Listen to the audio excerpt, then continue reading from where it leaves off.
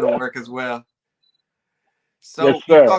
you talked a little bit about Nasty Mix closing up in '92, and then going on to promote Diggable Planets, Lords of the Underground. So that's like '93, '94. Can you take us through some of the highlights of your career over the past several years?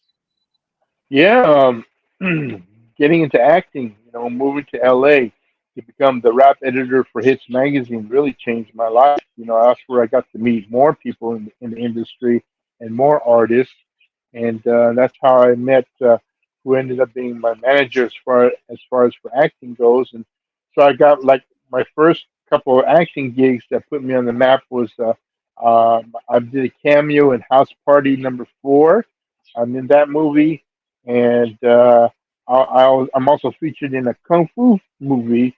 It was a comedy called Kung Pao Enter the Fist, and that was man, just being in that, I still get residual checks from both, and I was on ER, a few other stuff, but you know, man, those are some of the highlights in my life was accomplishing a dream and a goal that I always wanted to do is to at least be on the movie screen or on the TV screen, and just life in general changed. Moving out here, moving out of Seattle, moving out of my comfort zone. Because I was scared, to do that. But you gotta take your chance and risk. Right. 2020, we got hit with the pandemic. Did life change for Nasty Nez, or did you find more work and more inspiration during that time?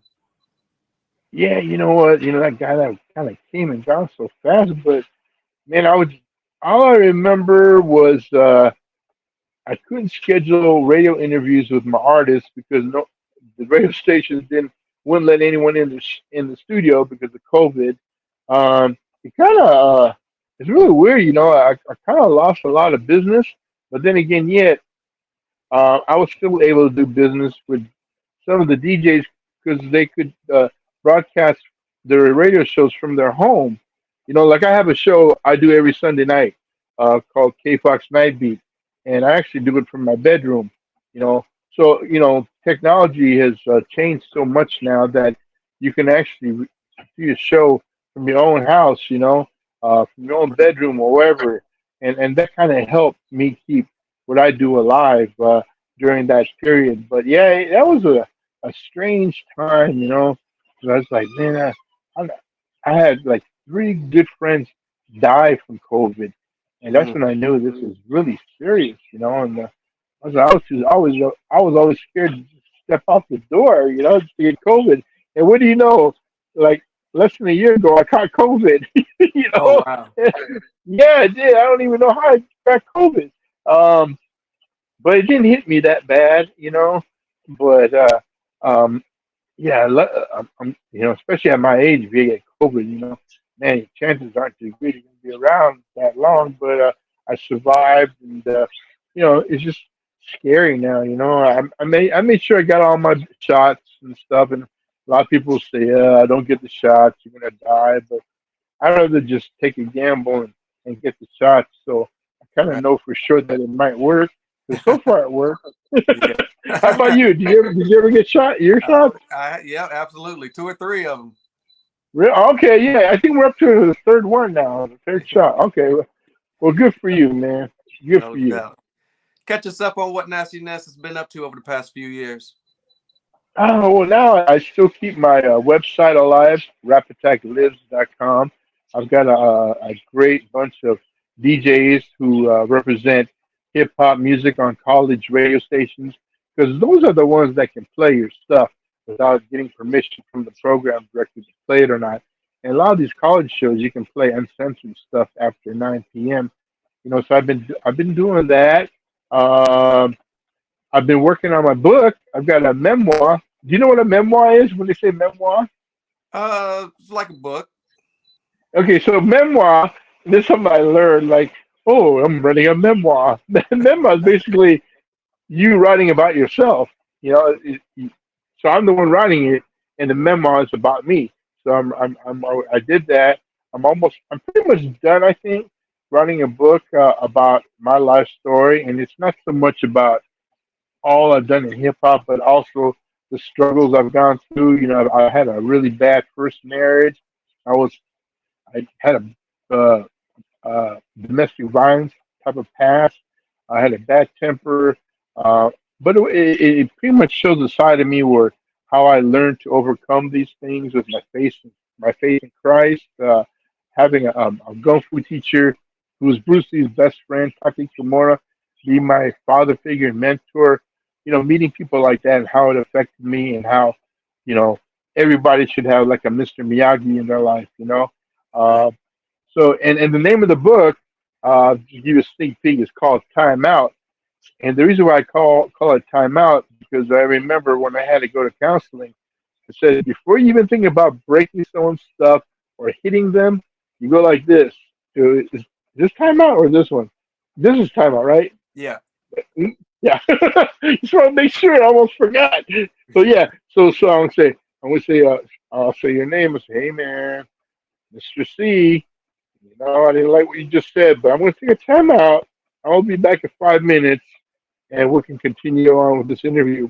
So I'll leave, and then I'll just scream and shout, and then whatever, and then I'll come back in, and then it'll be perfect again with you and I. Right. Like pushing the reset button. Yeah, yeah. So instead of pushing the reset button, you just take a time. Wait, is this? Oh, I'm actually, I feel really embarrassed now. Timeout is this, right?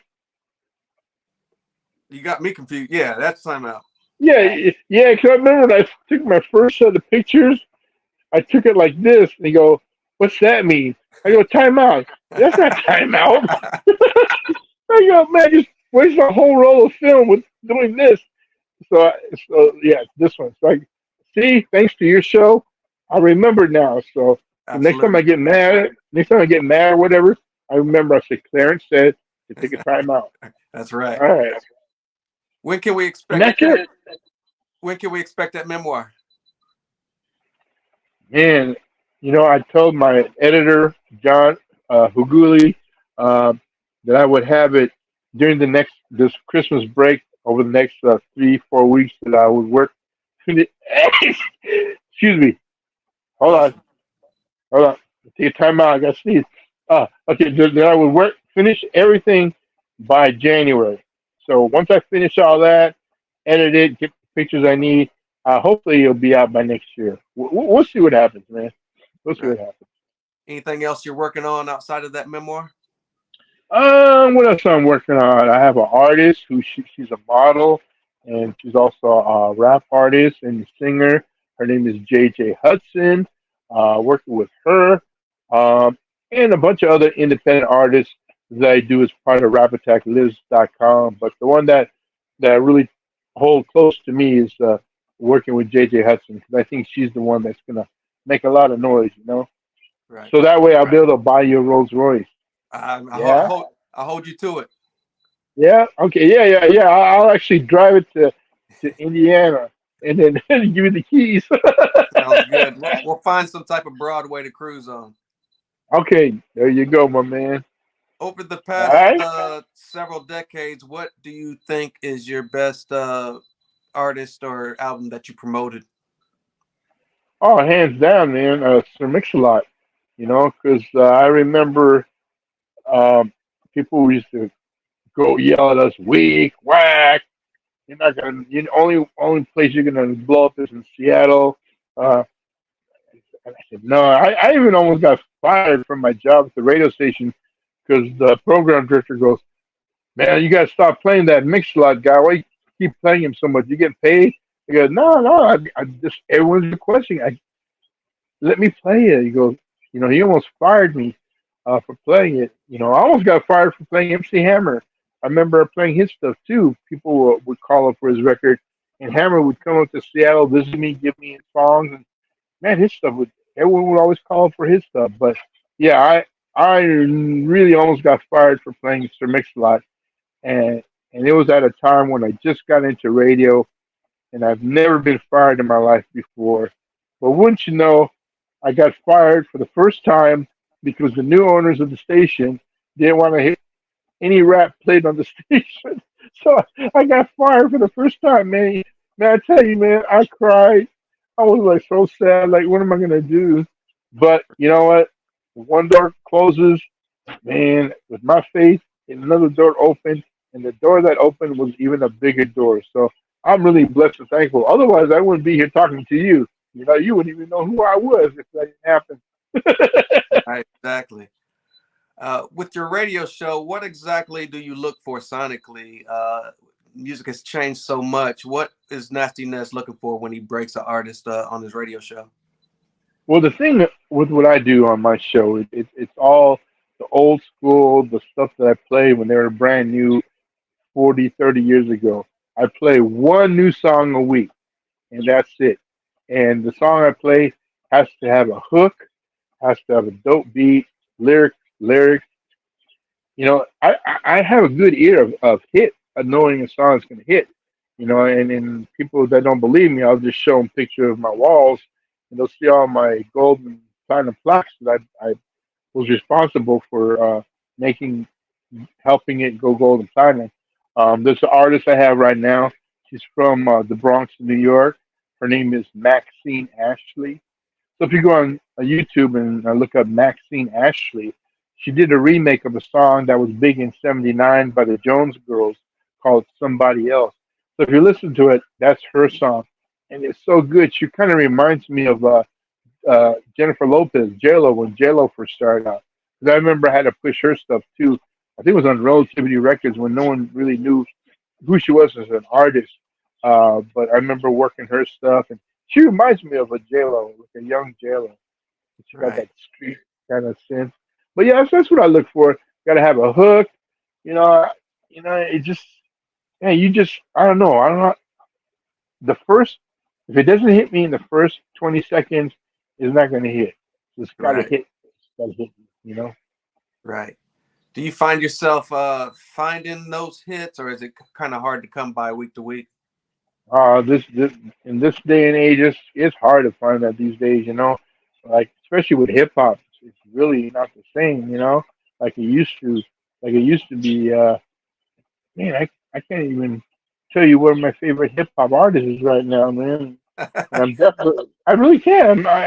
And I'm not gonna, you know, I can't. I'm like clueless. For real, man. I'm clueless. Right. Very dope. Well, I want to thank you, Nasty Nest, for the opportunity. Big shout out to BTP Media, Jeff over Oh, there. today's. I don't know when you're gonna broadcast this, but today, what's today's date? The 14th. Yes. So December 14th. I don't know if you do it or not, but it's Jeff Kwan's birthday. And I have to say to my man, happy birthday, Jeff Kwan. You're the best. You're one of the kindest, nicest men around. And the thing is, you really care about people you work with, and you care and love hip hop.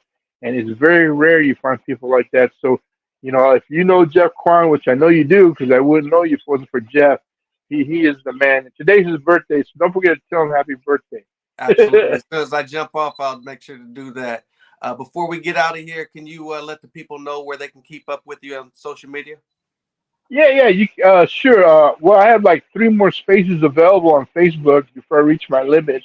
So if you're on Facebook, it's at Nasty Nest, and Nasty Nest. If you look below me, it's NASTYNES one S. If you're on Instagram, it's at nastiness818. If you're on, do people still call it Twitter? Well, I call it Twitter. It's at Yep. nastiness, nastiness one on Twitter, and yeah, and if you're, you know, you can hear all my shows that air on Sunday nights archived, and you can go. This is you'll love this one. Mixcloud.com/nasty nest. Remember, one S to nest. All right. Right. Make sure you do that, and make sure when I come back to your home part of town, man, that we hook up and catch up, man. All right, because I love your hometown. Appreciate that. I'm gonna hit you up on the gram. I'm gonna inbox you. I'm gonna get with Jeff to make sure you get my information as well. Yeah, Before do that, and send me the picture that we took together before we filmed it. absolutely. Before we All get out of right. here, before we get out of here, any last words for your supporters over the years? I just want to say thank you, man. I'm just really blessed to be here. You know, I'm at my age now, you know, that I still recognize, and I still have goals and dreams I still want to accomplish.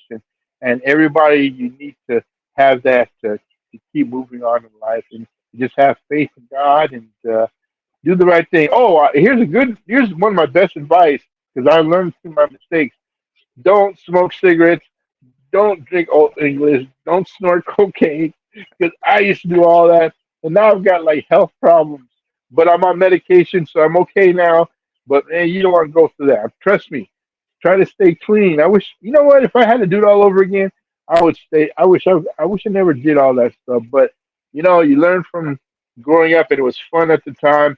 But it's not fun when you have to go to the hospital, the doctors every 2 months to get it shots and all that. So yeah, Right. take care of your health. Health is wealth. All right. Absolutely. We appreciate you. Thank you again for the opportunity. Thank you, Clarence, man. I really had a good time, man. Really, I mean it from the heart, man. Thank you so Appreciate that. much. Let's stay in All touch. right. Okay, take care, man. Peace.